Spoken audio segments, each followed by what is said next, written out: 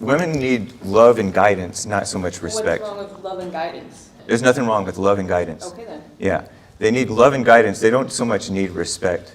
So, what was your question? What was your My first question is like, Oh, a female mind. yeah, what's wrong with the female mind? It frequently will listen to Satan. It'll be illogical. A woman is more. Every single night, thank you. A woman is more emotional, frequently more intellectual, and by intellectual I mean getting into your mind and, like what I said about liberalism, leftism, rationalizing evil, where you turn gay into being okay, you turn the transgender into being something that you should really support, when in reality you should be decent to all people. Okay, so if you do believe that women Are like inherently evil because they live in the Satan. Okay, so why aren't you even commenting on gender if you only respect the male gender then? No, I mean, I respect the female gender, but the female gender should be... It doesn't sound very respectful. anything that you said. Well, the women should... women should really be quiet about politics. They shouldn't... Okay, then I guess I'm done here. No, you don't have to... All right, ladies and gentlemen, welcome to our first panel for the conference.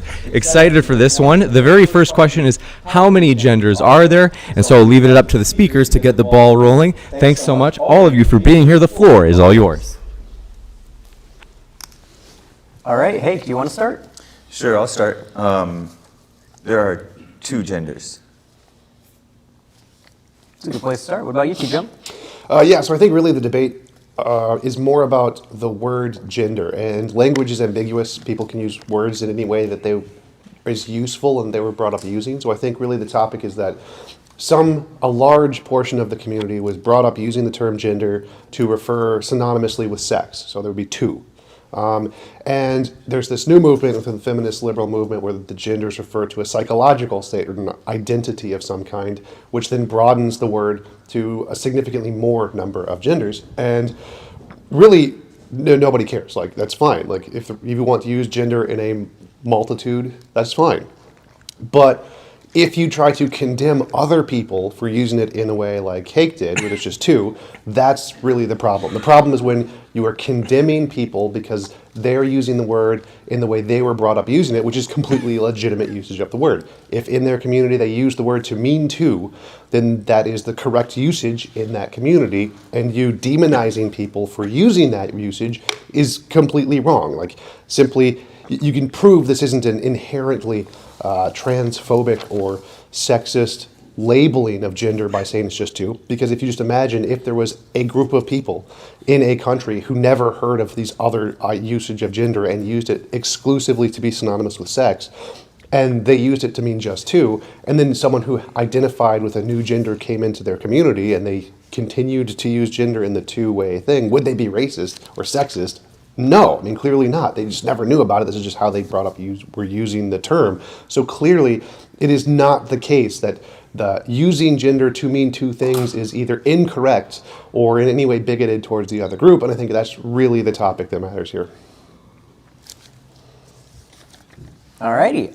Well, I guess to talk about how many genders there can be, we have to talk about the origin of gender. My understanding of it is that early humans were only able to observe very few differences between the human sexes, and most of them were on a very surface level.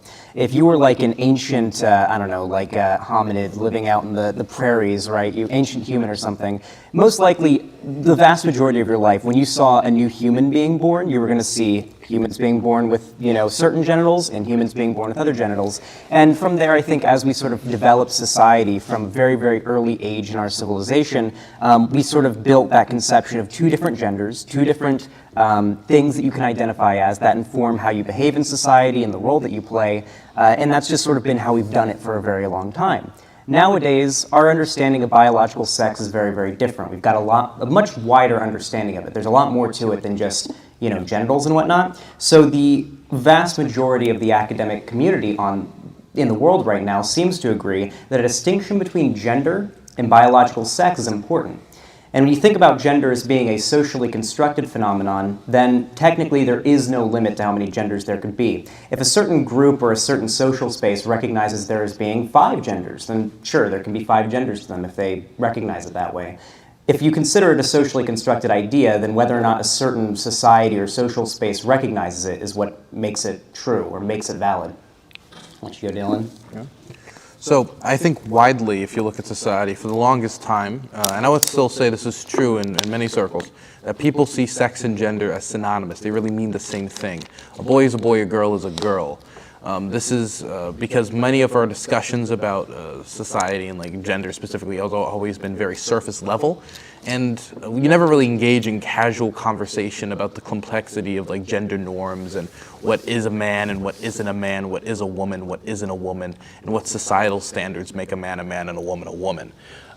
So I don't believe, and I agree with Tjump in the way that if somebody was to say, yeah, a man's a woman's a woman, I don't think that makes them like racist or sexist or evil. I think that just is how our society has functioned and how we have talked about these things, and it is something that is built into people from birth, because that's how we talk about gender in media, that's how we talk about gender in popular culture, and it's, if you're in your 60s and 70s, sitting your grandmother down and having a complex discussion about neo-pronouns is not going to be the most pleasant experience in the world, I'm going to be honest.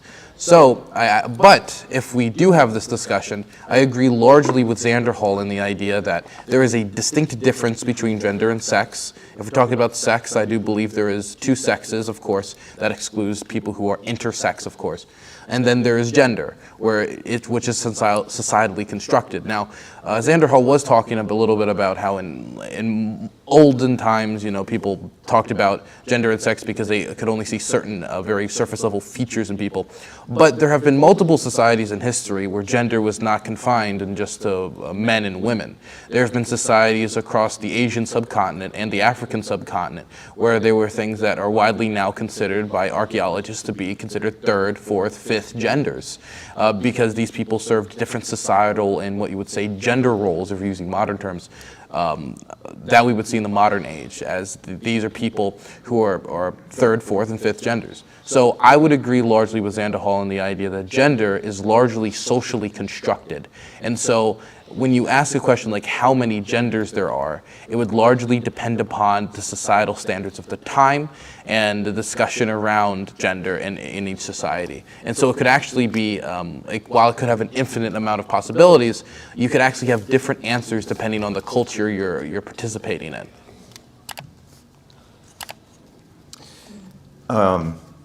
The only times that I noticed that you guys brought up the possibility of evil is with more traditional people who say, no, there's only 2 genders. But there's a, I guess that could be considered evil if somebody's being malicious about it or something. What do you mean evil? Because people brought up transphobic, sexist, racist, or evil. That's what I mean by what you guys are talking about with evil. What does transphobia mean to you? But I'm not done yet. Okay, I'll let you. The other evil that you guys haven't mentioned is supporting people's delusions. Part of love is loving the truth and supporting truth. People have a right to think or believe or feel what they feel. You can't stop them from feeling or thinking what they're thinking. But that doesn't mean you're supposed to support them in their wrong. Yeah, it doesn't really seem like most academic and medical and psychological institutions in the world right now recognize being trans as a delusion. Is that what you're referring to? Yeah, I don't support those institutions because they are pretty subverted and just divorced from reality, because the more intellectual you are, the more you can rationalize evil and go into this gray area, go outside of people's areas of expertise and make claims that there are multiple different genders more beyond the 2. But in reality, you just stick with what's simple, and then you can have more clarity. Whereas those people support people in their delusions, and these people end up more miserable as a result. If you don't support large academic institutions because you think they can rationalize certain bad ideas, who do you get your information from? Who do you trust? I trust what I see around me and my common sense. Okay. Those people they can present some facts that you didn't know about, for example. Like, I didn't really know that much except for in school about intersex or hermaphrodites and stuff like that. And so you can learn stuff from them, but you don't support where they go outside and where they start to draw conclusions and make judgments. Could you give me some examples of things that you think either transgender supporting people or trans people broadly do in our society that you think is harmful or is delusional? Well, they push it on children for sure. Mm-hmm. They push it in education. They push it in the mainstream. And so they're pushing a shamelessness and a female-minded, oh, let's support this, let's feel sorry for them, they're bullied and all that stuff, where you just need to give them basic rights, which is what we all have, our basic rights, but not go further than that, and not pander and cater to them. I think that for the most part, the fight of the trans community isn't so much for rights that are not unique to them, but more so for broader societal acceptance and recognition, right? So for example, if you want to, you drew a comparison between transphobia and racism before you listed them. I don't think that, for example, transphobia and racism are very comparable because the types of societal pressures that the trans community is trying to push on broader society, the things they're trying to change are somewhat different than what POC in this country are trying to achieve. So I don't think it's necessarily that comparable, but what is your understanding of transphobia? I'm curious. Well, first of all, there's no such thing as racism or transphobia. There is people who don't understand what's going on or don't support what people are doing, and that's frequently called racist or transphobic. But and there is a shock that happens frequently where people are dating or at a club or whatever, and they find out that they're not dealing with what they thought they were dealing with, and there's a vicious reaction sometimes. And that's wrong, but it's not transphobic. That's a new word to add evil upon something that's you can already describe as evil. The assault is evil, the hatred is evil. You don't need to add some new word to it. It feels like ascribing the term transphobic to an action to you seems like a moral judgment rather than a utilitarian categorization of a behavior in order to help, understand the way people behave and how they think. Wait, could you explain that more? What do you mean by that? When you say that, when someone on the left calls someone transphobic, you're saying that is a moral condemnation, a moral statement of somebody. At least in my case, when I say somebody is transphobic, I use it more as like a useful umbrella term to refer to somebody who holds a certain set of ideas. Usually if I say someone's transphobic, you can generally guess a bunch of their ideas. They probably think there aren't more than two genders. They probably think that trans people are, not valid as their identity that they identify with. Generally you get a pretty decent rundown of what their points may be. Do you disagree with the utility of that label? No, I understand that. I can understand that as being a useful term, I guess, but it's also carries with it a moral condemnation. Sure, yeah. Yeah. I mean, generally, on the left, people think lesser of those they view to be transphobic. I guess I'll let you go, Dylan, because I have been talking for a hot minute. But I guess the final question that I had is, so you said before that one of your biggest problems with the LGBT and trans community in particular is that they're pushing it on kids in education. Yeah. And I brought up before that pretty much every single academic institution in the world validates trans people's identities and the existence of gender dysphoria and how you deal with that, and yada, yada, yada. We could go on for a while. I guess Gender the question dysphoria, is there. is that different from delusion? Gender dysphoria is a mental condition that the overwhelming majority of the scientific community, through studies and through long-term analysis of certain patients, has come to the conclusion that allowing to transition and recognizing trans people and their identities as valid massively improves their mental state, from massive drops in suicidal ideation to self-harm to just generally a higher improvement in quality of life. In the short term, but is it still In a the long delusion? term. In the long term. I don't buy that. Is it still a delusion, though? What do you mean by delusion? What's delusion mean? A delusion is you're believing something that's not true. How do you know it's true? Is it a delusion? Well, I guess I'm asking you, how do you know what's real and what's true? I'm not going into that. Is it a delusion?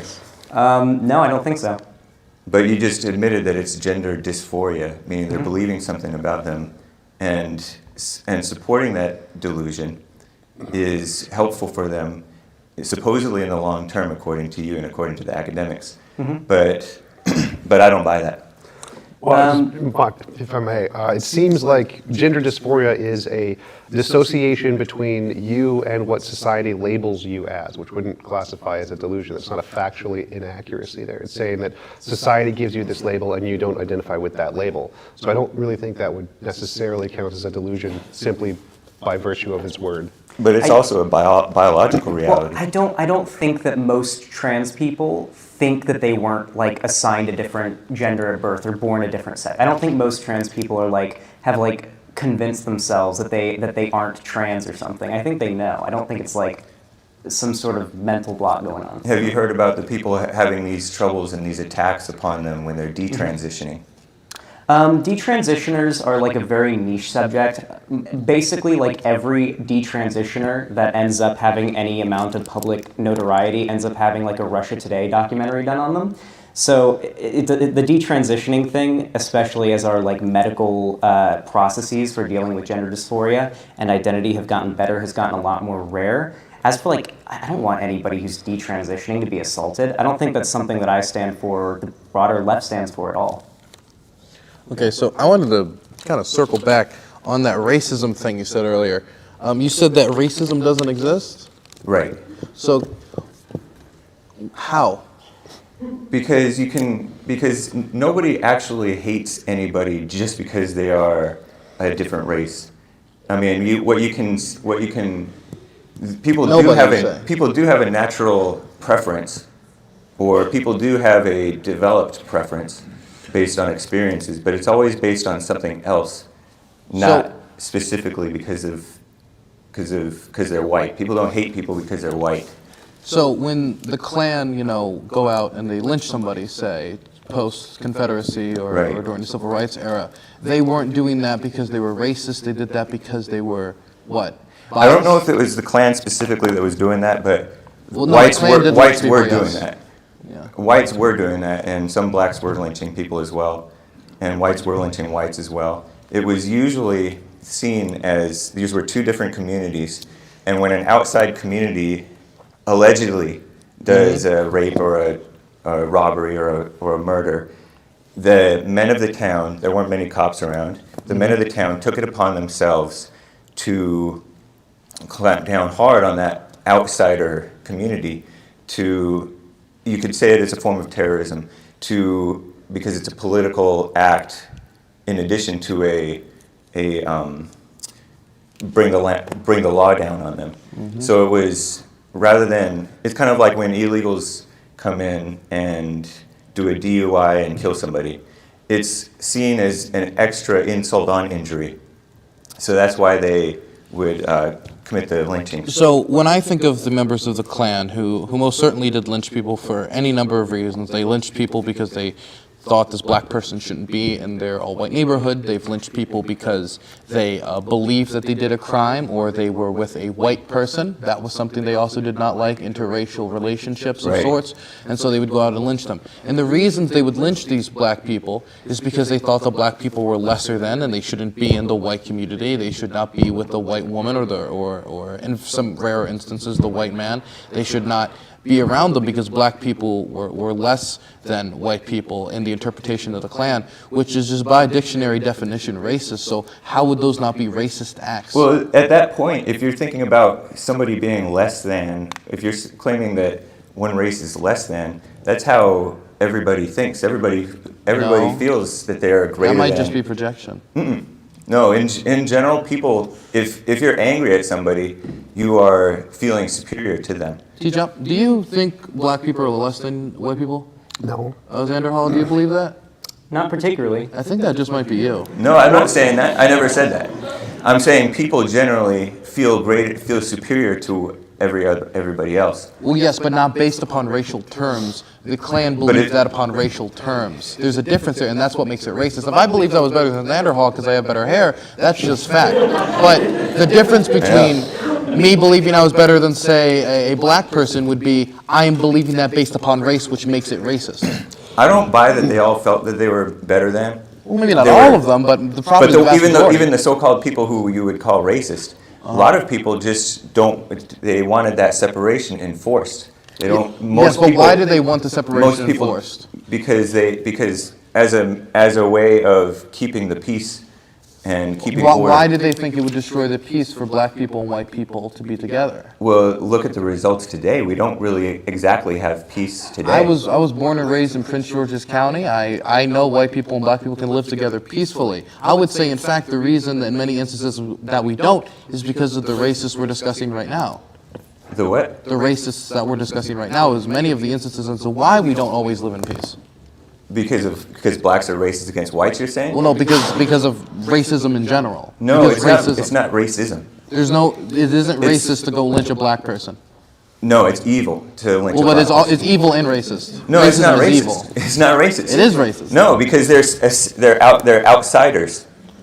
Because they're They black, were outsiders. which makes it racist. They're But it's outsiders not- because they're black. It's based upon race. But it's not. It's based on the fact that they are outsiders, and they wanted to keep them Yes, outsiders. but why are they outsiders? Because they're black, therefore They're- making it racist. Well, it's not just because they were black. They were former slaves. They're just a whole. They have a. Why whole were they different former culture. slaves, by the way? Because they were for sale. And well, okay, so I understand that part. Yeah. Even though they shouldn't have been. But why were they up for market? Because white people were not sold in that way. It's not the white people's fault that they were not. The whites were not for sale. So would we even? I would say, in fact, maybe slavery. And I'm going to take a bold position here. I would say slavery might have actually been racist. I do want no, to redirect us, just because we have gotten off the gender topic. Sorry, And I so just had to. That was an interesting point he brought up. It was definitely worth investigating it, but I do want to point us back to genders before we go any further with this one. I think this is actually a very good way to get us back to the gender topic, because I think it's related to, we were talking about transphobia earlier. It seems like you're averse to ascribing specific labels for actions that you do seem to deem morally reprehensible. You say they're evil, assaulting someone on the street because they're black is evil, saying that, punching someone in the face because you find out they're trans is evil. You agree with that, but you seem to disagree with applying a label to that, like transphobic or racist. Why is that? Partly because, let's say liberals have the habit of calling somebody transphobic or homophobic or racist or Islamophobic or sexist. What they're doing when they do that is they're blinding themselves to their own judgment against the alleged racist or sexist or transphobe or whatever. In reality, they are the ones hating the person, when and frequently the person being called racist or the person being called transphobic may have perfectly goodwill towards everybody, and they're just telling the truth. Usually they're called racist or transphobic for telling the truth. Sure. I would disagree. However, okay, the word transphobic, what do you think the left thinks it means? The left thinks it means that they hate transgenders or are afraid of them. No. Okay, so the idea behind transphobia, to put it as simply as possible, is to hold ideas prejudiced towards trans people. Now, this could include anything from literally seeing them as lesser than you, or behaving in ways that are violent or discriminatory towards trans people, or anything as simple as just denying the validity of their identity, because trans people's identities and the way that they advocate for their rights is on a different level than that of many other groups, right? Their identity being seen as valid is one of the things they fight for to be done in our society. So the question I have for you is, if all these academic institutions view their identity as being valid, and our society is getting progressively more and more pro-trans, and we're starting to recognize, gender and sex being different things, there being more than just two genders, so on and so on, and our academic institutions are all on board, I guess the question is, what's the problem? Well, the academic institutions are not friendly towards Christians or towards normal white Americans, towards men. They've clearly been subverted, and they don't really have the best interests of the transgenders at heart either. It's just in many cases, they have an agenda that's not based in reality. So I would have to ask you, in many instances, academia has actually served a purpose of reinforcing many times white power and authority. When you talk about a lot of race science that happened, a lot of it was built upon the idea of like, how do we justify segregation? How do we justify a lot of these, like, I would say evil things, to use one of your terms. So I would say that, how could you say that these institutions are unfriendly or hate the whites? I mean, they do today, clearly. How? Back then, how? Yeah. They pushed the idea that racism is real and that whites are the primary offenders of it. They push Well, for this racism diversity. is real. We don't want to get back into it. Yeah, but but it they is push. real. They push.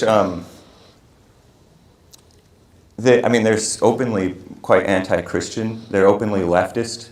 They're not for like normal, conservative American decent people. So- and whites, by and large, are the most conservative group in America, especially men. So and there's a Christians. lot of academia, and academia that disagrees a lot. And there's many academic institutions that are funded by large right-wing individuals who specifically do this so they can put out pro-Christian ideas and many of the groups that you just put out there. But it's also not the institution's job to coddle white people or Christians or right-wingers. The institution's job is to try to seek truth on a specific issue. They're not interested in truth. Well, you're just saying they. It's very broad for us. I'm sure there's certain are you- institutions that are pushed, that specifically are out there to push an agenda, but you're painting an entire institution with an extremely broad brush here. And rightly so. Are you not aware that they are largely leftist and that they have been subverted? Leftist. Yeah. So you say the majority of academia believes in like what? Owning the means of the workers owning the means of production? Most of Leftist. academia probably isn't even interested in those topics. Are you saying that you don't know that the majority of the academia is leftist? Why do you think that is? Because intellectuals tend to fall for lies like that. You said that transphobia has nothing to do with fear. It can be rooted in fear. Why but is the it term called phobia? Do you know what phobia means? Fear. No, it means averse. Oh, interesting. Like hydrophobic. Like Right. if I took some hydrophobic spray and put it on your shirt and then like put some water on there, it would beat up. Uh-huh. It's not afraid. Like it's not like your shirt is afraid of water. It's averse. That's the term. Interesting. Yeah. Well, actually, I wanted to bring that up a little bit. So it seems like transphobia is a label from one group that applies to somebody else without their consent. So it seems like the word gay in the 1950s. It was a word that is used in large part to be derogatory to some other group. Now, some people may not use it as derogatory, but as you mentioned, that word could be applied to someone who's super bigoted against the group or just some mild belief that may not be in the benefit of the group. Yeah. And so because that word can be applied to a large spectrum to those who are definitively morally averse in the worldview of the people using the term, it seems like that word is very synonymous to the way gay was used in the 1950s. Some people could use it to be a derogatory term, and many people did, even though it could maybe apply to just more feminine traits. So why is using transphobic to apply to a group who don't want to be labeled with the term any different from people in the 1950s using the term gay to apply to a group that don't want to be labeled with the term? I want to give you a chance to respond, Xander, and then we do want to transition into whether or not the left is progressing or regressing. But Sounds good. Yeah, so I guess I have a question. Do you think that maybe the term transphobic can be an apt label to apply to somebody and can have some level of function, and for it to still be wrong to use it incorrectly, to mislabel someone that way? Like, for example, if I called Dylan transphobic right now, I think every single progressive person in the room would be like, bullshit. And they'd be right, because that would be an absolutely false way to label his identity and his politics, right? As for like trying to compare, or as for like the comparison you brought up between, I guess you said using gay as an insult back in like the 80s and using transphobic now.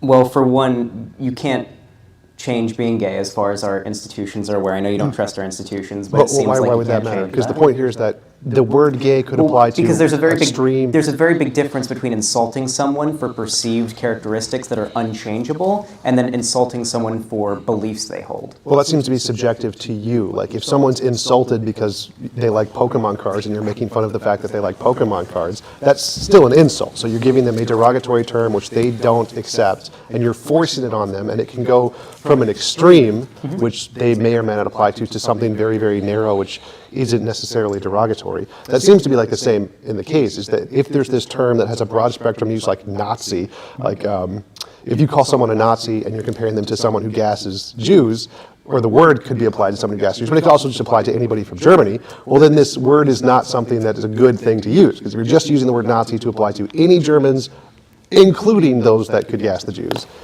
Since the word seems to imply or be used in the negative connotation to a much greater extent, using it to a German would probably be very offended by this. Be like, but no, I don't mean the Nazis that gas the Jews, I just mean anybody from Germany. They're not going to accept that. Clearly this word has a huge negative connotation to it, and so applying it to somebody without their consent seems to be very analogous to using gay in the 1950s. Well, there's nothing wrong with insulting somebody's ideas that they hold. I think that in our society we've kind of become a little bit more accepting of the idea that we probably shouldn't shit on people for things that they can't change. Like if you're making fun of somebody for the way they behave, like nobody would have a problem with like if some random asshole ran through that door and started screaming and I yelled "fuck you" at that guy. No one would have a problem with it. But if I just pointed and yelled "fuck you" at some random person in the audience who's not doing anything, that would be a problem. There's a pretty big difference between ascribing a label that's typically associated with negative feelings towards somebody, that's an insult or a label based on what they believe,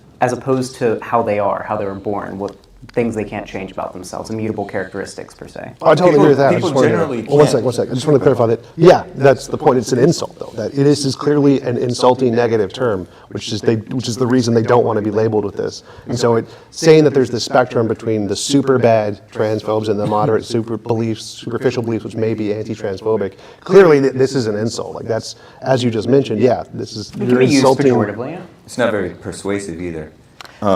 Sure. I do want to move forward.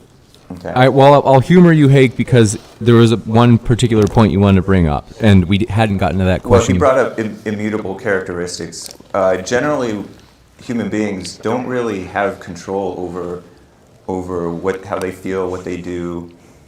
We don't really have control, and so it's not. I don't believe the choice versus born that way dichotomy. I think that's a setup. But I think that what it is you guys are seeing something wrong with me for seeing something wrong with you, and so you're calling it transphobic. But in reality, I'm just normal. So the fact that you use the term normal to refer to yourself in a political debate is a little bit off-putting because everybody has different political opinions and nobody's views are normal. Normal is a very relative term. There is no such thing as normal, at least not in the world today. For me, it is. We're very abnormal. Wait, can I just ask, do you think saying racism doesn't exist is a normal thing to say? Yeah, because normal people are not. Normal people think that much of what's called racist is just being normal, being fine. And you're normal. Yeah. Got it.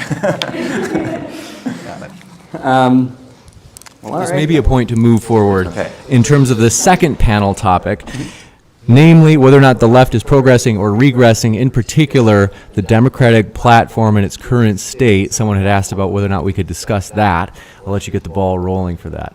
Okay. So I believe that when we talk about progressing/regressing, there is two different things that I usually discuss when it comes to the Democratic Party. There are two groups, I would like to say. And one group is the vast majority of Democrats and the vast majority of elected Democrats. Their priority has to do with stimulus bills. It has to do with child tax credits. It has to do with marijuana legalization. It has to do with cutting down childhood poverty. It has to do with protecting gay adoption rights. It has to do with helping repeal the trans panic defense. It has to do with doing stuff like gay marriage, which was a massive achievement for the left in this country. Then you have a second group, and this is the group that people usually say they are regressing the country. And this is a group of what I would call college weirdos. And when I talk about college weirdos, is that these people on campuses who had really weird ideas about like segregated dorms and weird type of stuff that if you ask the vast majority of the left in this country or the vast majority of Democrats what they think of this stuff, it'll be laughed out of the room. Nobody knows what any of this stuff is. Nobody really generally cares about these issues when it comes to the vast majority of Democrats. And so when we talk about the left progressing or regressing, a lot of times these conversations center specifically on colleges and what happens is on college campuses. And I want to make sure that when we talk about the left in this country, particularly with the Democratic Party, even though some people would disagree calling that the left, but I'll leave them to their message form, their Reddit pages. I would say that this is stuff that has largely been trying to progress the country forward when it comes to infrastructure, energy, drug decriminalization, and civil rights for LGBTQ plus people. And we should leave the college weirdos, which have historically always been weird, okay? Everybody on college is weird, including me, okay? They're all weirdos. College is where you actually see people experiment. It's a time of people growing into themselves, and they're going to mess around with weird ideas. They're going to mess around with more radical fringes. This has always historically been the norm on American college campuses, and internationally in the West, college campuses has always been like that. So when we talk about whether the left is progressing or regressing in this country, I want to make sure we stick to what the vast majority of Democrats are actually trying to advocate for, the vast majority of elected Democrats are trying to advocate for, and what the Democratic and left-wing base in this country wants, which isn't conversations about, say, segregated housing or even CRT. I ask any of you to find me an elected Democrat that is in their platform, like one of my main issues is enforcing critical race theory. That is not a main issue for Democrats. It's a main issue of Republicans strawmanning Democrats.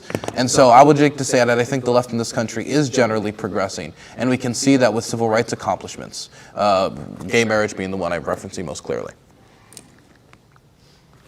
Yeah, I think just by definition the left is progressing. I think the left will generally, what we see is the left or our society just getting more and more open-minded, which is sort of how the left-wing political ideas come from. And our society is getting more and more progressive, more and more open-minded. I think that this is sort of like an unstoppable wave that's just going to happen. The left will continue to progress. I don't think anything's going to stop it. I actually don't think Hake and Tjump are going to disagree with me here, though. I think the right is inherently regressive. And that's, I would think you guys would argue it's a good thing, yes? By regressive, do you mean conservative? Because the point of the right is to make small changes. To bring us back to a previous point, to undo changes made by the left. It's meant to maintain the status quo and make changes at a smaller rate. It's not regressive, it's saying we still want changes. Like, Republican politicians are still pushing policies to make changes. Like, we're still trying to pass bills to do stuff. It's not like we're trying to just cancel everything. There's clearly progress being made on the right, and many presidents on the right who have passed bills to change things. Clearly the right isn't trying to just regress. It's trying to make progress, but at a slower rate. That's actually surprising me, because sometimes I'll talk to conservatives and they will proudly say, yes, the right wants to regress, the right wants to undo all the things the left has done for the last few decades, because they argue the left has corrupted our society in the last few decades, and that anything the left has done ought to be undone, and that by definition the right is regressive, and that's a good thing. Well, that would be a comparison between, like, the rate at which they think society should change is positive, but they think the left has gone too positive, and so they want to dial it back. So it's like, if you go too far to the left on the road, yes, we want to go back. Does that mean we're being regressive? No, we're just trying to go back to the road. So they don't want to be regressive in the sense that we're trying to get back to the 1980s, 1950s. We're still trying to make progress, but in a different direction than the left is pushing. So yes, we do want infrastructure. That's the thing that Republicans want. We do want good health care, but they think that in many ways the kinds of health care that the left is pushing for is too extreme. So they do want progress, just not to the same extent that the lefts are pushing for. So conservative values are to make progress in society, just not to the same level as liberal values. Okay, since Dylan Burns is more of the policy guy, I'll let him handle anything involving the Democratic Party, but I am curious to know, do you believe that the left is regressing? Policy-wise, in the Democratic Party, no. But I think that the ideology of the left is in many ways regressing, not because of their values. I think their values are perfectly fine. Their goals and motives to be better for humanity, to be more inclusive, totally fine.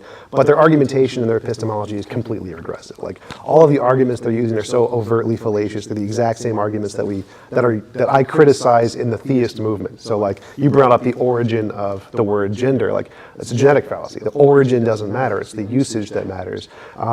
So if it has a usage that has changed over time, like the word gay as an example, does that mean that because the origin was different that the current usage is wrong? Obviously not. So bringing up the origin of something doesn't make a difference. What if it came from a Nazi? What if a Nazi invented helicopters? Does that make helicopters bad? No.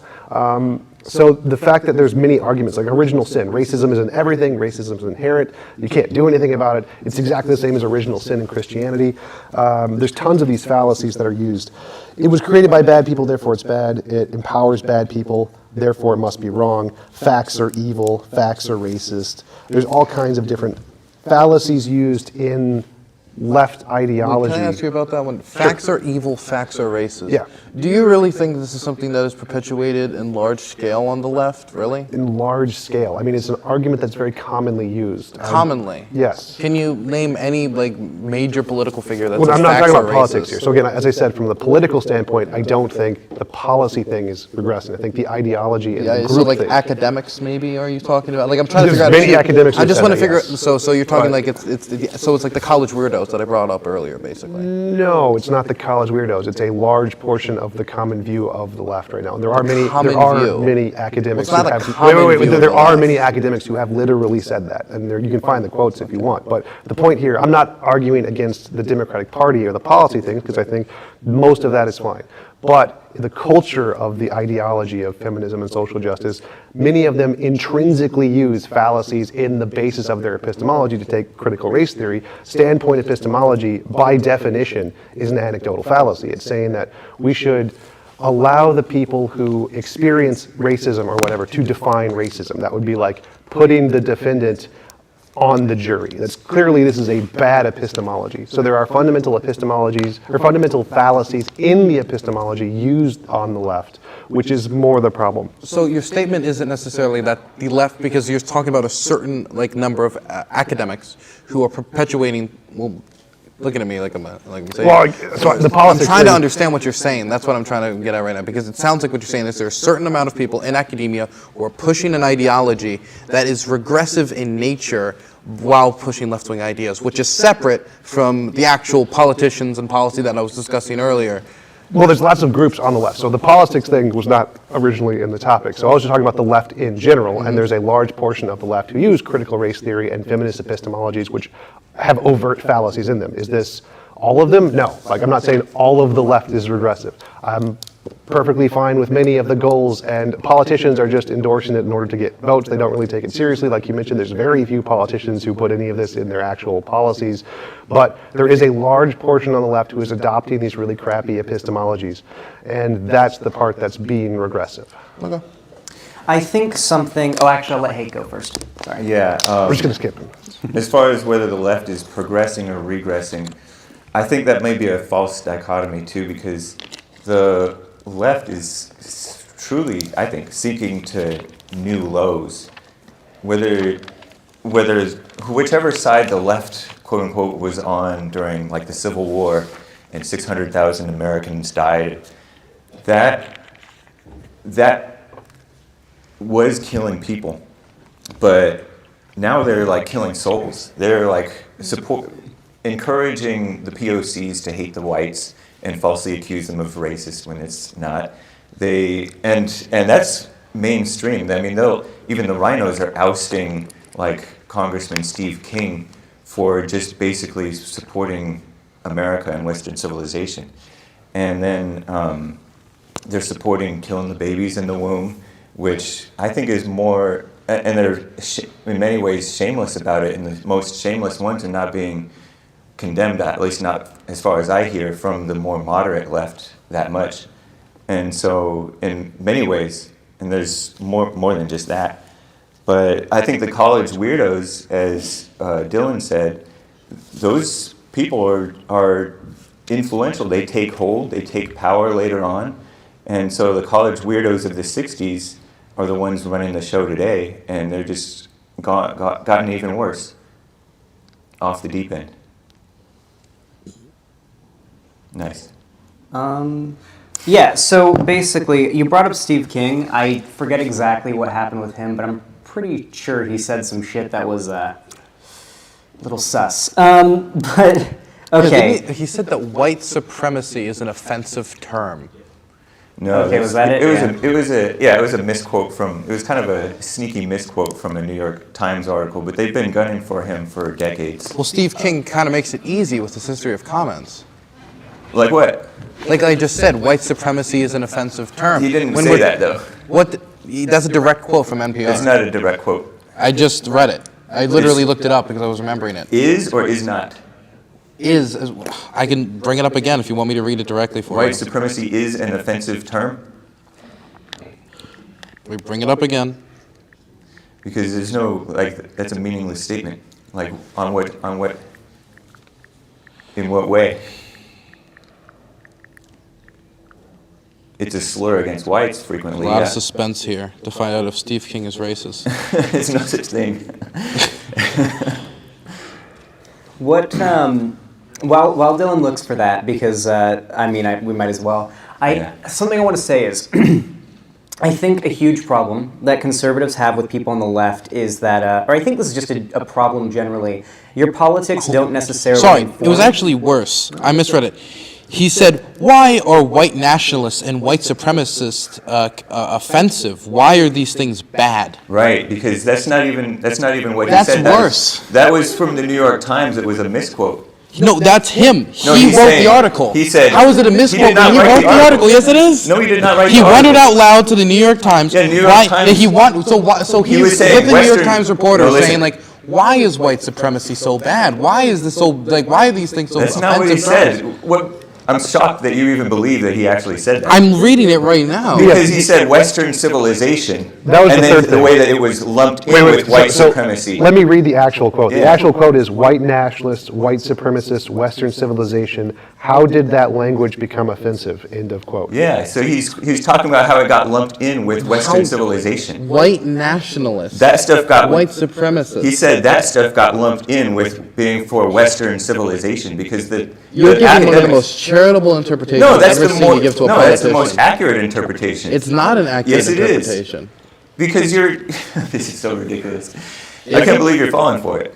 But then again, all the rhinos fell for it too. I guess they just didn't want him in office because he was for. So you think basic the America. Republicans decided? You think that he was for white supremacy?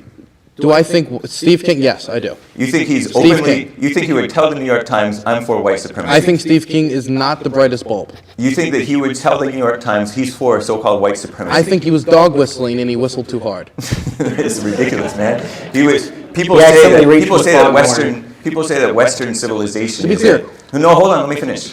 People say that Western civilization is a white supremacist dog whistle. That's why the words got all lumped together like that. The problem is what gets me So about they this. they may have quoted him, but that's not what his meaning was. What gets me about this is the Republican Party got in the trenches to defend Lauren Boebert. They got in the trenches even to try to save Marjorie Taylor Greene, the Jewish space laser lady, but they didn't do it for Steve King, which shows just how different and how reprehensible Steve King was in particular when Marjorie Taylor Greene was able to pass by, even though we saw those Facebook comments which looked like endorsements of threats on politicians.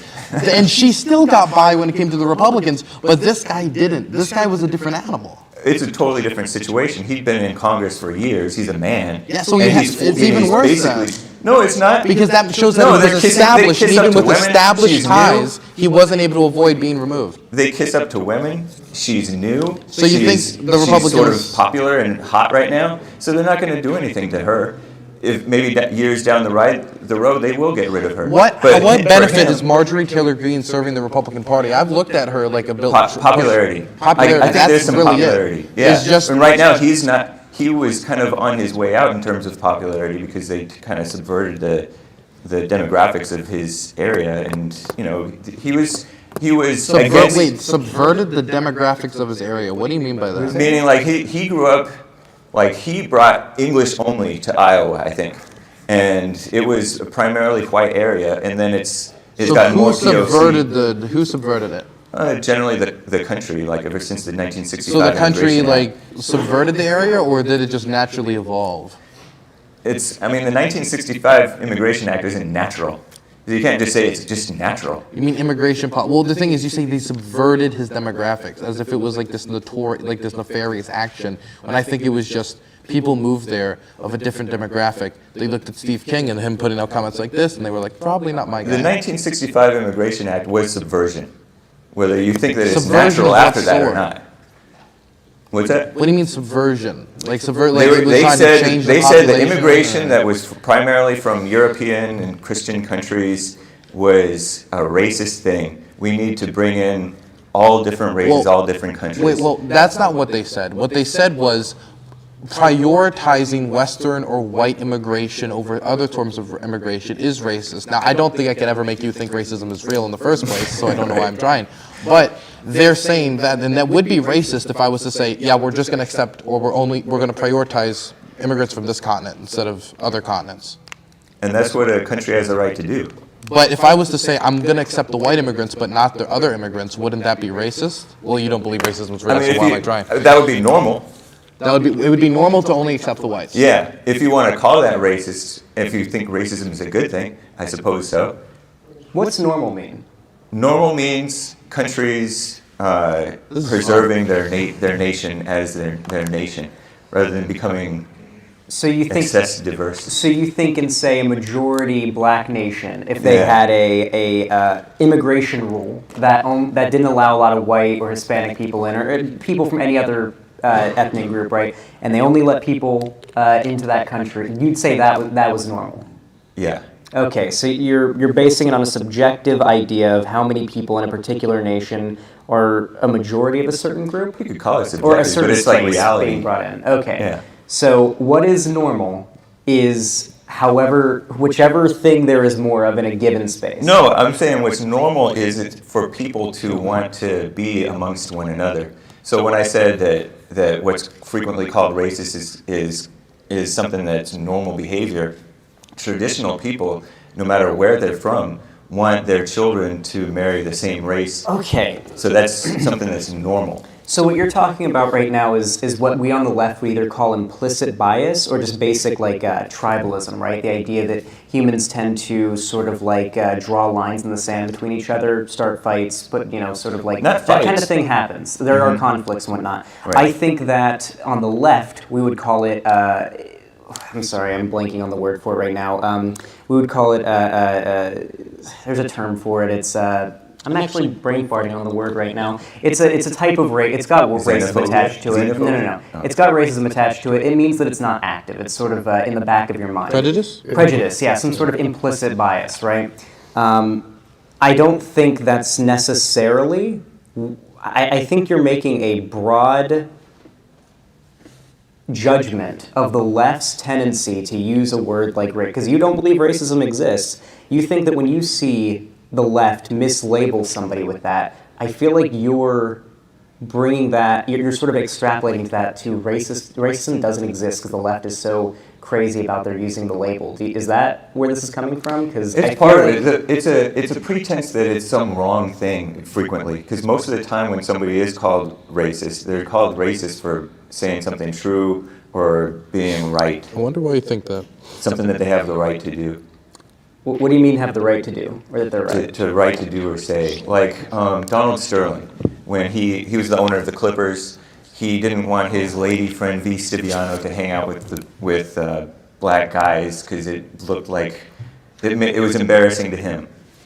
That's something that he has the right to do. She recorded it secretly and gave it to TMZ, and then this whole racism witch hunt. They took his team away from him, fined him all this money, and maybe they paid him for the team, but it was a big witch hunt over something that he has a right to have that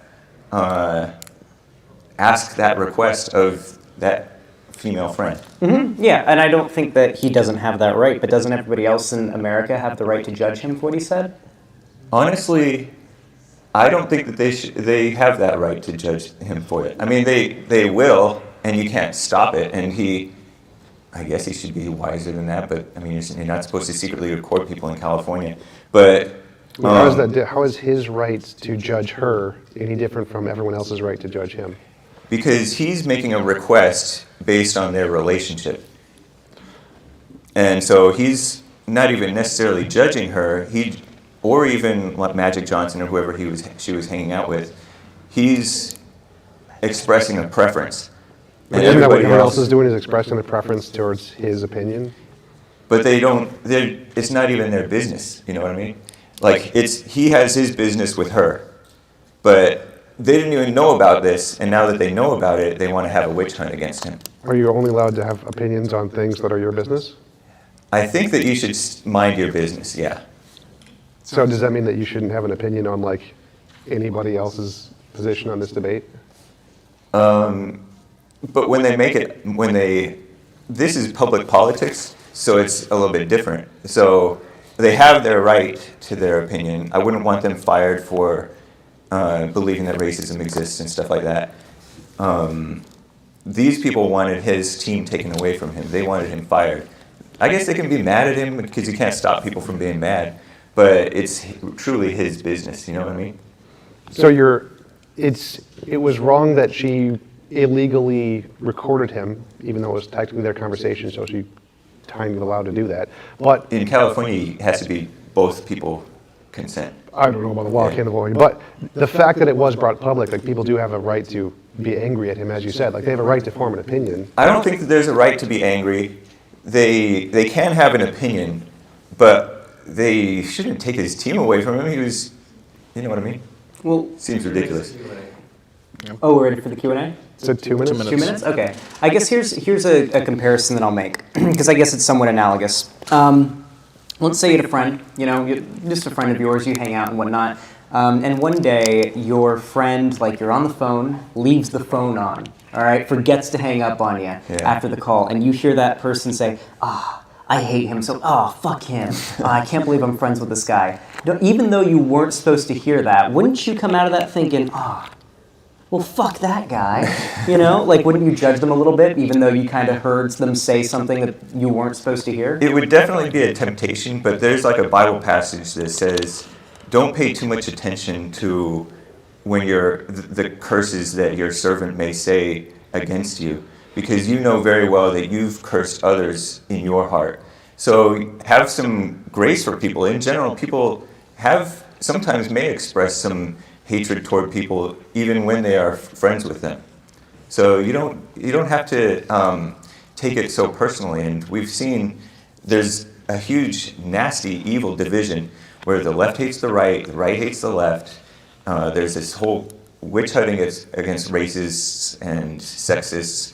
You can, if I were to call a black man the N-word, nothing is going to happen to the black man, but I could lose my job. So people who are getting called racist or rapists or Me Too'd, they're losing their livelihoods, and many times it's quite unfair. I mean, yeah, but I could say the same thing, right? Like, a black person in a sundown town overnight might get, like, attacked, and you might get canceled if you say the N-word, right? Like, tons of people get shit if they do a certain thing in our society. I guess the main question is, why aren't we allowed, broadly as a society, to morally judge somebody when something is made public about them that previously wasn't known? Like, I guess Epstein, for example. Do you think that it's bad for the public to judge Epstein after what he did became public? I don't know what all Epstein did. Bad stuff. Yeah, Not great I mean, the law should deal with him, and the rest of us, we can have some opinions about it, but in general, if he violated the law, then yeah, he should go to jail. For the record, I want to take the anti-Epstein position. That says why. And before we go to Q&A, there's one last thing I want to hit on, because we were talking about the agenda earlier, and I want to just pivot back to that for this before Q&A. So I work a lot in my local city politics and in Maryland politics. That's my primary job. Streaming and this online stuff is secondary. And I've been to a lot of city meetings recently. And the annual city budget for my city is $21 million, right? That is a decent sum of money. And we use that to repair drainage systems. We use that for speed bumps, for city events, for programs to rebuild trees and green space, which is a big priority for me on the environmental board. Biden's stimulus bill, which he did to rebuild this country, gave our city access to $22 million more dollars. 22 million, more than an entire year of our city's budget. And the impact that that is going to have on our city when it comes to rebuilding drainage systems, when it comes to rebuilding green space that we have been losing, when it comes to improving safety measures in our community, when it comes to after-school programs, is massive. And he gave it to localities, and it has been showed by Harvard economists time and time again that when you give money to localities, they know how to rejuvenate the economy much better than the federal government does directly. And this is something that he isn't able to take as much credit for because he's not directly implementing all of the spending, but he was the one who helped make the funding available to our city. And that is something I will always be thankful for the Joe Biden administration for doing for my city. And that is something that I want to highlight here when we talk about whether the Democratic Party is regressing or the left is regressing or progressing. That is the implementation of decades of economic research into a decent stimulus package, which has helped rebound our economy. And that's something I'm very thankful for. Excellent. Thank you very much. And we will jump into the Q&A, folks. So if you happen to have a question, same thing as last time, where we'll have one line coming down the middle toward the mic, and then in the middle aisle as well, one line going back. Hi. I just have a simple question for James. So this is very much in the beginning of the debate. You said, oh, can you hear me? Okay, I'll start over. This is a question to James. Very early in the debate, you said that because we're pushing the trans agenda because the society is developing a more female mind. My two questions are, what is wrong with the female mind, and how can you comment about gender when you only respect the male gender? Well, first of all, women need love and guidance, not so much respect. What's wrong with love and guidance? They need love and guidance. What There's is nothing wrong wrong. with it? There's nothing wrong with love and guidance. Okay then. Yeah. They need love and guidance. They don't so much need respect. If they don't need respect? Right. They don't need respect. Yeah, because men, Why not? because what's happening is men are openly being disrespected in America, and so it's like the roles have reversed. It's because like a woman should respect her husband and the man should love his wife. So, what was your question? What was your My first question is like, Oh, a female mind. yeah, what's wrong with the female mind? It frequently will listen to Satan. It'll be illogical. A woman is more. Every single night, thank you. A woman is more emotional, frequently more intellectual, and by intellectual I mean getting into your mind and, like what I said about liberalism, leftism, rationalizing evil, where you turn gay into being okay, you turn the transgender into being something that you should really support, when in reality you should be decent to all people. Okay, so if you do believe that women Are inherently evil because they live in the Satan. Okay, so why are you even commenting on gender if you only respect the male gender then? No, I mean I respect the female that's- gender, but the female gender It should be. doesn't sound very respectful. anything that you said. Well, the women should. Women should really be quiet about politics. They should, Okay, then I guess I'm done here. no, you don't have to be done. What do you mean, Hake? You just won. You got your goal, right? You're the normal one.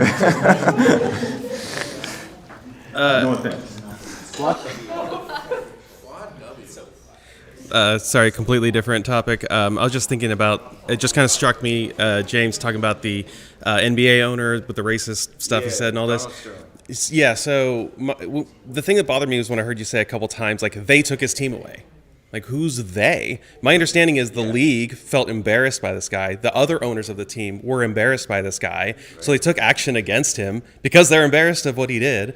That's private, what do you call free market or capitalism, if you will? Like, whatever. I mean, I don't see the problem. Where's the problem in that? It's phony because it's just appeasing the mob. When you saw Adam Silver, What was who's the other owners of the team? Is that the mob? The mob no, is the other owners they of were. the league? I mean, the owners I don't know that they cared that much. I don't think that they cared, except for the people were forming the useful idiots were all upset about this white racist, and he's not a normal white person.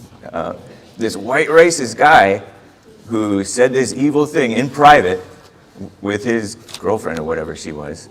So it's appeasement. It's a mob mentality. It's a bandwagoning thing. So they do that.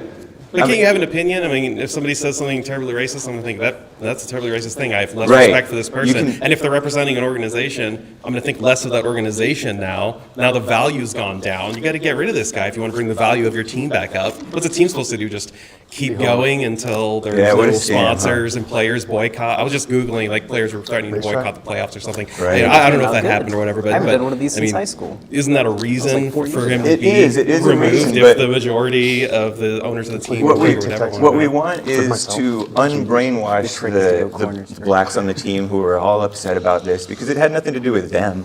All right. You know what I mean? Okay. So we want to fix society, not lynch the guy. All right, thanks. Yeah. Let's not talk about lynching again. That's a bad idea. Yeah. Progress in gay marriage were brought up multiple times. Do you think we should keep progressing to the point of allowing ancestral relationships? For instance, two consenting gay brothers, they can't reproduce, so why not just allow it? That is the notorious incest question. I'm glad that you brought it up. Yeah, I think that the incest topic, when there isn't a possibility of like abuse or of a child with any type of like any child period being born, once you start to cut away all of the possible bad outcomes that can happen from an incestuous relationship, you have a hard time finding like factual moral arguments against it on like a very fundamental level. I highly recommend like thinking about it for a little while. It's interesting. As for legality, I would probably still side against the idea of making all incestuous relationships, or even specific incestuous relationships, legal, probably. Like two brothers, like. Yeah, even like two gay brothers that met each other in college and don't have any like prior experience with each other that could lead to any type of power imbalance. They're twins, they're the same age, all that, yeah. No, they've known each other since birth. They've known really each other love since. each Well, then other. you'd Really have love each the. other. Well, now you'd have the argument that there'd be some sort of mental issue with that, right? Because they knew each other as siblings. I don't know. It's really weird. It's a weird question, but I'd probably go with the no. Let's not. I'd say that should be legal. I don't see any problem with that. Well, do you know why reverse cowgirl is illegal where I come from? No. It's illegal to turn your back on family. Where do you come from? Florida. Florida. Yeah. Around the homosassa. You're looking at me like you're looking at me like I'm going to answer the question. No, I want to run for public office. Yeah. One thing Duncan is doing has been made immediately after this with infrared in the breakout room. If anybody has a question specifically for Dylan, you want to get those from him right away, and that way you can kind of break free maybe in about 10 minutes. Freedom. Okay, otherwise let's keep going. Thanks so much. You were so booked today. Thank you, everybody. You all did amazing. Alexander, you previously said that you believe that there can be an infinite amount of genders, right?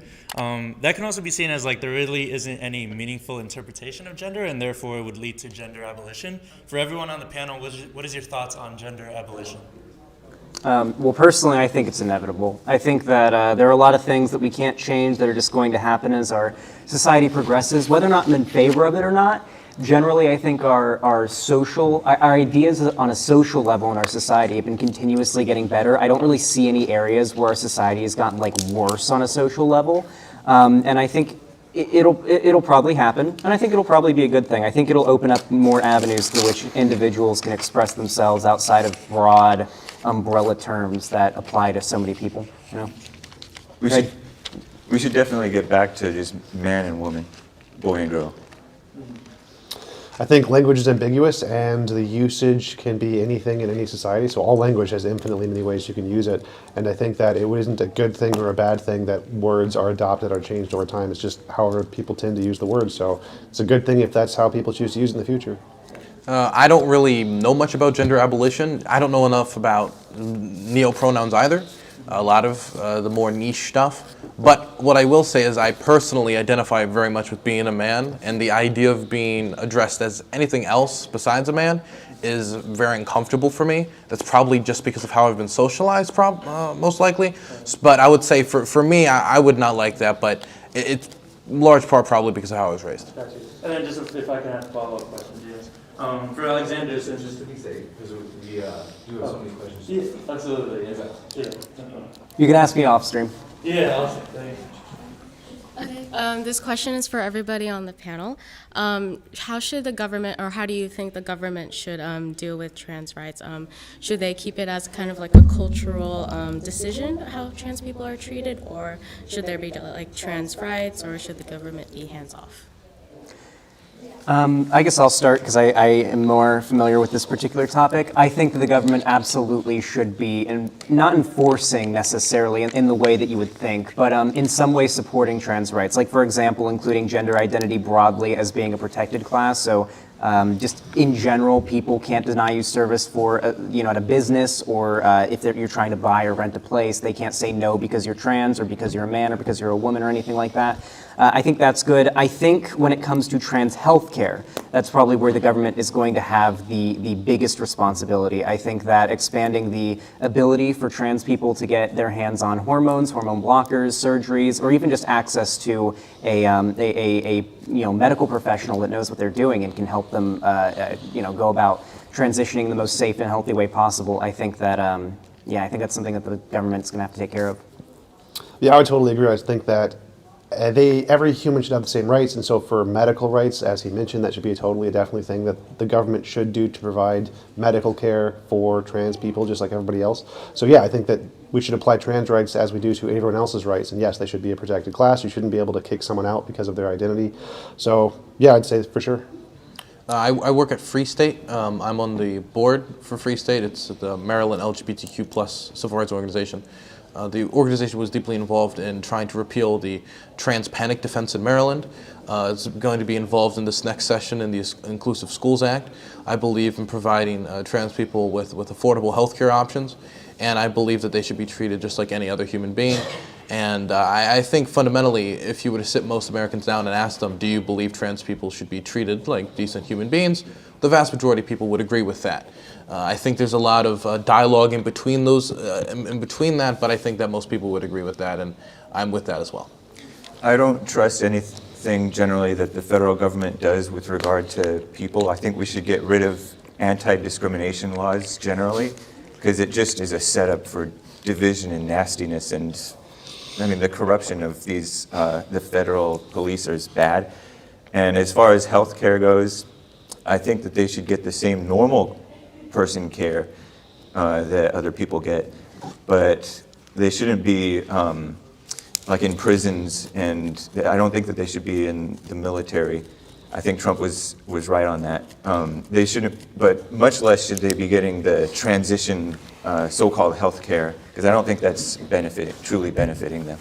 Can I ask you about that? You said normal person care. So the vast majority of people don't have rare diseases, scoliosis, Alzheimer's, and so I guess you would say that wouldn't be normal person care. What's normal? But I don't mean person normal in care? that sense. I mean normal as in right and wrong normal. Right and wrong normal. Yeah. So like if they get scoliosis, or if they have some type of strange disease, obviously the doctor does no harm. But I think the trans supportive so-called healthcare is doing harm. Yeah, well, but it's been shown again, time and time again. And I don't buy that. Well, I mean, of course you don't. Yeah. But it's been shown I'm saying this mostly for the audience, time and time again it's been shown by multiple medical institutions that providing gender-affirming care helps the mental health outcomes of trans people. Anti-bullying programs in public schools helps the mental health outcomes of trans people, LGBTQ plus people, and this is a surprising outcome, straight kids as well. Anti-bullying programs centered on LGBTQ plus rights actually helps the mental health of straight kids as well. And so when you say that, what's right or wrong, I would say making less people kill themselves is probably the right thing to do. I know, but there's another way to do right, because what you're doing is addressing symptoms with another wrong thing. Because yes, that may help in this way, but there's another way to help them prevent from suicide and prevent the bullying thing is What's such that? a scam. I do want to give, I'll let you answer Okay. Dylan's question, but then we got to move on to the next question. Yeah. So like with regard to bullying, for example, we need a return to like strength rather because the bullies are weak and the bullied are weak, and so we're just weakening and enabling that weakness of society. So yes, you're solving some problems short term and maybe even quote unquote long term, but at what cost? There's a lot of feminization of society that's going on with this. Very strong. I actually agree with Hake. I think there's way too much female thinking in our Just real society. quick, piggybacking off the last question, you talk about normalcy, but it seems like you're kind of abnormal in your beliefs. So when you say normalcy of right and wrong, what do you mean by that? So like, yeah, normal, by normal I don't mean typical. I mean normal as in like, as God would have it. What people would normally be if they had a good upbringing and they were moral people. That's it. You could say that, but I don't mean normal as in typical what you see nowadays. I want like. Okay, so you want, I got you. Right. Yeah. Thank you. Yeah. Sure. First of all, I'd like to apologize for not having been here for the whole panel. I've only been here for like the end of it and then just this Q&A. So I am a Christian who believes that there are two genders corresponding to binary sex difference of male and female, which, in case anybody's curious, is something that Jesus himself actually affirms in Matthew chapter 19. But my question for Hake is, you speak of how the female mind listens more to Satan. When Eve presented the fruit to her husband Adam, he ate of it just the same. And when the Lord confronted them, Eve honestly said, "The serpent deceived me and I ate," whereas Adam said, "You gave me the woman." Right. So, Men should not listen to women. Okay, so here's the thing. Look, you got him there. You said that, so Paul, the New Testament writer who is often considered to be misogynistic, speaks of women prophesying and serving in the weekly gathering. And you're in Christ, in whom there is no male and female. You talk about how not only that there's a difference between men and women, but they should be treated drastically differently, and that one should not. I mean, are you really seriously saying that Ephesians chapter 5 is saying that women should not be respected? Does love not include respect? Anyways, sorry, that's kind of a side question. But then, other than that, you then speak of ethnocentrism as something that should be considered normal, when in Christ there is neither Jew nor Gentile. In Christ there is also neither slave nor free. My question for you primarily is, who you are first and foremost, your identity is a Christian, right? As it should be if you consider yourself one. Then your primary obligation is to preach the gospel. In what possible world do you consider yourself as drawing anyone in this room closer to Christ, who is the truth, knowing whom would set them free? So you brought up Paul. I wanted to say, I don't know what Paul said about women speaking, but I know that he said that he does not permit a woman to speak in church, and that she should ask her husband, and she should not lead. So there's definitely a difference between men and women here on earth. And also here on earth we have societies, and when we have differences between each other, it's been proven that when there's physical differences between people, that's a temptation to say, oh, he's just treating me this way because he's white, he's racist. When in reality, that's not always the case. So it breeds division. So a nation is generally, diversity is not, the kingdom of heaven is diverse as God has it, but the kingdom of Satan, which is the world, is also diverse, but that's a false version of love. And that's what the left is pushing.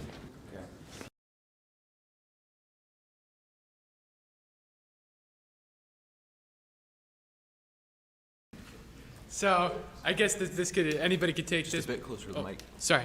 I guess anybody could take this, but as primarily to Tjump, I just had a question about, because you had talked about progressivism and just about how you would say that both parties are basically moving toward progressing society. And in the past, things that we would oppose today, like prohibition and eugenics, were considered progressive, at least by some in America. So my question is, what would you define to be progressive? Higher quality of life standards for everybody in the society. Okay, anybody? I agree with that. Generally, yeah. That's a pretty accurate definition, I'd say. Just generally trying to maximize freedom for as many people as possible to maximize happiness. In general, when I hear people say progressive, I think like basically just borderline communist. So the question was how would you define progress in a society? But he said progressive. That must have been. How would I define progress in a society? Like, I guess my question is, for example, with something like eugenics, why would you say eugenics is not progressive? Lower quality of life standards for people in the society? Because they're killing them? Okay, okay. I guess I'm just saying that, like, the higher quality of life standards was the goal, expressed goal of eugenicists. So, Yeah, it's misguided frequently. The idea of progress is frequently misguided, and as it is today. It was back then, and it is today. Yeah, so I believe in moral progress, so I think that's not really a thing that most societies move towards when they're trying to gain progress, and it's not really a platform of the Republican Party. They're not really advocating for eugenics today, thankfully. Okay. Wait, so if you define like progress as that, Just because he's in line. sorry. This is our last question we can do, and we'll wrap up just to get people off at lunch. How y'all doing? Not bad. I'm feeling good. Good. My question for you is for Hake. You state that you do not believe racism actually is a thing in this country, nor do you believe in systemic racism. I remember you had a debate against Ifrid where you stated that even slavery, the slaves actually liked it. When you said that, you said they enjoyed being slaves and they were okay. They were happy with it. They had better lives. Yeah. They did not. In this country, I mean, we had slavery, we had the Fugitive Slave Act, we had the Indian Removal Act, we had black codes, we have convict lease system, we had Page Act of 1875, Scott Act, Benedict Law Act, we had the Gary Act, we had Jim Crow laws, Days laws, we have all these acts and laws that are basically holding people of color down. And these laws are actually still happening today, even with the justice system. When you see these things, okay, and you see it clear, okay, how can you say that there is no such thing as systemic racism when you actually see a certain sect of people, mainly black people, that are being affected by these laws? How can you say that there's no such thing as systemic racism or things like that when it affects specifically black people? Present day, I see blacks suffering as a result of black crime.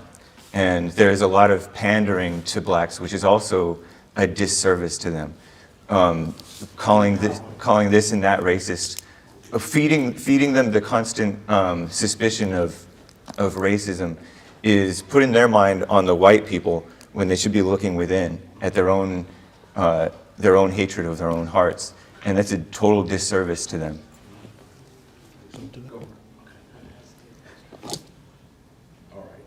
So when you see things like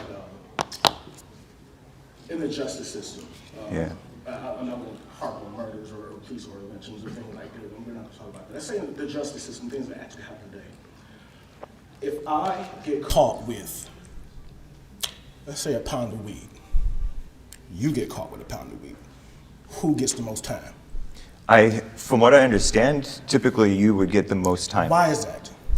I don't know exactly, but there's a lot of reasons. Oftentimes there's more We crimes. live in the same, I'm sorry, brother. Okay. I want to cut you off. If we live in Dallas, because I'm here, literally, if we live here, I get caught with a pound, you get caught with a pound. Why do I go to jail for 20?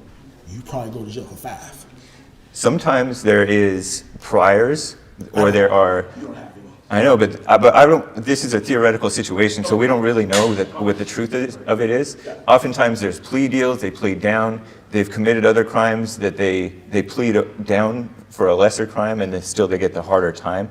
So there's a whole lot of stuff going on, and honestly, the justice system is turning. Yes, the justice system is corrupt, and it does burn a lot of people, and it's also turning towards burning more whites now, especially with the federal government, because there's this anti-racism push. Do you think that there are burning? Just my last point here. Do you think that they're actually being kind of equal to whites now, that because they are quote unquote burning whites now because they're being actually equal? No, because it's an anti-racist push.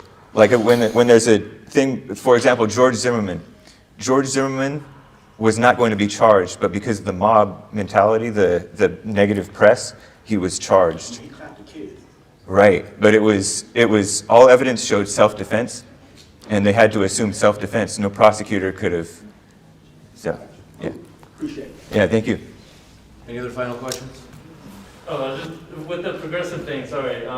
If Mike. you define progressive as that, like, is anything progressive? Just so they can hear you in the mic. Oh, yeah, sorry. Thank you. And then the final one for sure. If you define progressive as just like raising the quality of standards, doesn't like pretty much every ideology wants to raise like the quality of life? In my opinion, I thought progressive was more like kind of like challenging the establishment type of anti-foundational type of thing. Nobody believes that they're pushing for evil. Nobody believes that they're in the wrong. Nobody believes that they're pushing for something that's going to cause harm to the world. Nobody on this planet believes they personally are doing that. I'd say that progressivism, I'll add one extra word on here to make the definition a little more succinct. Progressivism seeks to maximize human freedom in order to maximize possible human happiness. I think it's a good way to word it. Thank you, guys. Thank you. Thank you very much, folks. We are going to let you go to lunch, and then we'll be back for more debates. Appreciate it, and thanks most of all to the speakers. Fantastic. Thanks. Thank you. Thank you. That was awesome. Thank you. It was a fun time.